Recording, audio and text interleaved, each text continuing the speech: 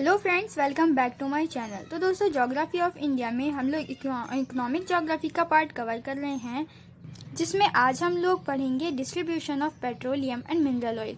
तो दोस्तों, ये टॉपिक थोड़ा बड़ा है, तो ये वीडियो 2 पार्ट्स में आएगी। तो चलिए दोस्तों, शुरू करते हैं।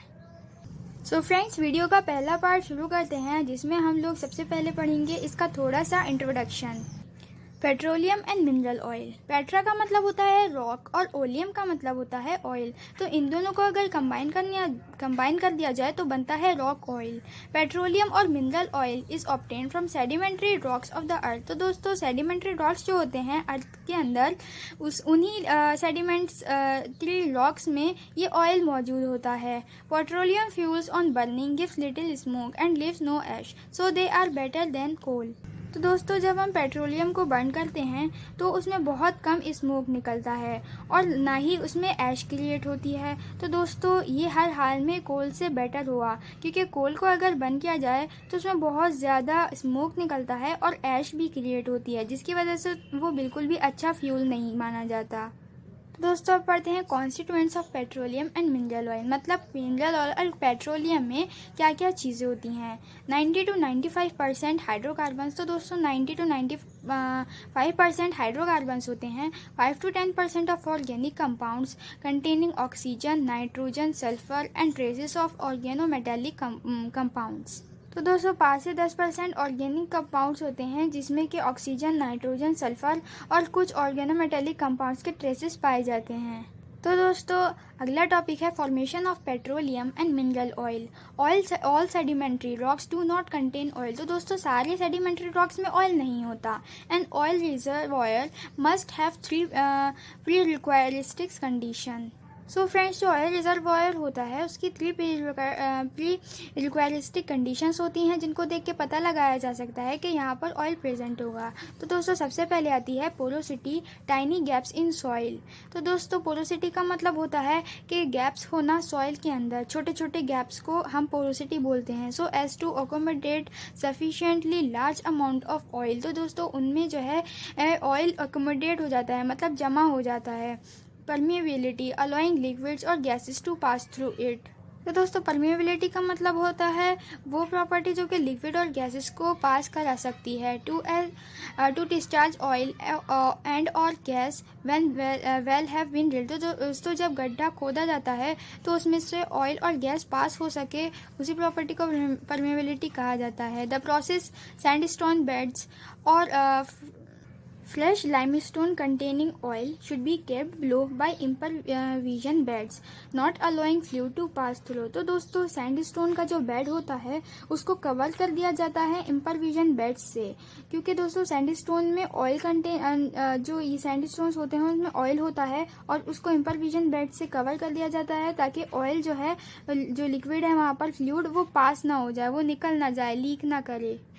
Most of the oil gets collected in the anticlines और fold traps।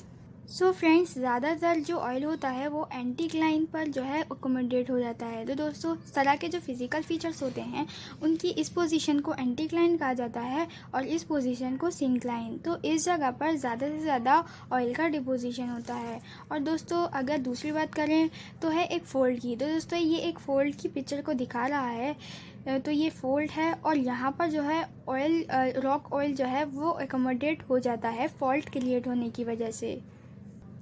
Oil on a commercial scale is usually found in crests of anticlines, where the sedimentary rock strata are inclined and folded। तो दोस्तों, ज़्यादातर जो oil होता है वो anticline के crest position पर लोकेटेड होता है। ये देखिए इसकी क्रेस्ट पोजीशन। और दोस्तों, ये ज़्यादातर फोल्डेड फॉर्म्स में पाए जाते हैं। यहाँ सेडिमेंट्री रॉक्स जो होते हैं वो फोल्डेड फॉर्म्स में पाए जाते हैं। तो दोस्तों, ये जो ग्रीन कलर से दिखा रहे हैं ये सेडिमेंट्री रॉक्स की पोजीशन है। तो दोस्तों, अगला टॉपिक है distribution of petroleum and mineral oil in India. Process begin in tertiary period 3 million years ago. तो दोस्तों, पेट्रोलियम बनने का जो प्रोसेस था वो 3 मिलियन ईयर्स एगो पहले ही स्टार्ट हो गया था। Most of the oil reserves in India are associated with anticlines and fold traps in the sedimentary rock formation of tertiary period. तो दोस्तों ज़्यादातर ऑयल रिजर्व जो हैं इंडिया में वो एंटीक्लाइंस और फॉल्ट ट्रैप्स पर पाए जाते हैं, जिनका फॉर्मेशन जो है टर्शियरी पीरियड में स्टार्ट हो गया था, जिनसे वो जिन सेडिमेंट्री रॉक्स से वो बने हैं, जिन सेडिमेंट्री रॉक्स में ये फॉल्ट ट्रैप्स और एंटीक्लाइंस पाए जाते हैं। तो इनका जो प्रोसेस है, इन सेडिमेंट्री रॉक्स का प्रोसेस जो है टर्शियरी टाइम में स्टार्ट हो गया था। In tertiary period, aquatic life was abundant in various forms, especially the minor microscopic forms of flora and fauna. So friends, tertiary time period पे बहुत ज़्यादा अलग अलग तरह के एक्वेटिक एनिमल्स प्रेजेंट थे और बहुत ज़्यादा छोटे छोटे फ्लोरा एंड फौना, मतलब दोस्तों बहुत ज़्यादा छोटे छोटे प्लांट्स और animals. Conditions for oil formation were favorable, especially in the lower and middle tertiary period. So friends, middle tertiary period और लोअर टर्शियरी पीरियड में ऐसी कंडीशंस क्रिएट हुई जिनसे ऑयल का फॉर्मेशन बहुत इजी हो गया। Dense forest and sea organisms flourished in the gulfs, estuaries, deltas and the land surrounding them during this period. तो दोस्तों बहुत सारे सी ऑर्गेनिजम्स जो थे, मतलब एक्वेटिक एनिमल्स जो थे, वो गल्फ, स्टोरेशीज और डेल्टास में प्रेजेंट होते थे।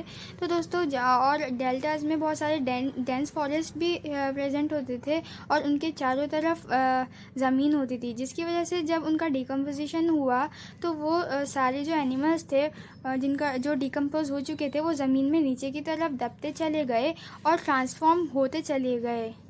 तो दोस्तों अब बारी आती है अगले टॉपिक की, जो क्या है extent of oil bearing strata in India. 1 lakh square kilometre और 42% of India covered with sedimentary rocks. तो दोस्तों इंडिया का जो 42% एरिया है, मतलब 1 लाख स्क्वायर किलोमीटर जो एरिया है इंडिया का, वो पूरा सेडिमेंट्री रॉक से कवर्ड है। 10 lakh square kilometre from marine basins of Mesozoic and tertiary times. तो दोस्तों मीजोजोइक और टर्शियरी टाइम पीरियड के जो मैरीन बेसिस हैं वो 10 लाख स्क्वायर किलोमीटर तक का एरिया कवर करते हैं।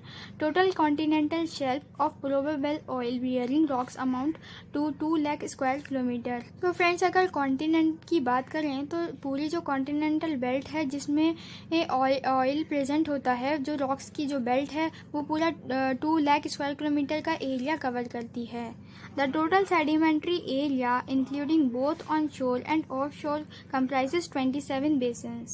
सो फ्रेंड्स, पूरा जो सेडिमेंट्री रॉक्स का एरिया है, अगर बात करें दोनों की, ऑफ शोर और ऑन शोर की, तो वो पूरा 27 बेसिस से पूरा 27 बेसिस से ये जो बेसिन्स को इंक्लूड करता है। Mumbai high, the Khambhat gulf and the Assam are the most productive areas. तो दोस्तों जो सबसे ज़्यादा प्रोडक्टिव एरियाज हैं, मतलब जहाँ सबसे ज़्यादा पेट्रोलियम पाया जाता है, वो है मुंबई हाई, खंभात गुल्फ और आसाम। सो फ्रेंड्स, आज की वीडियो में बस इतना ही। अगली वीडियो में हम लोग पढ़ेंगे ऑफशोर और onshore petroleum distribution in India.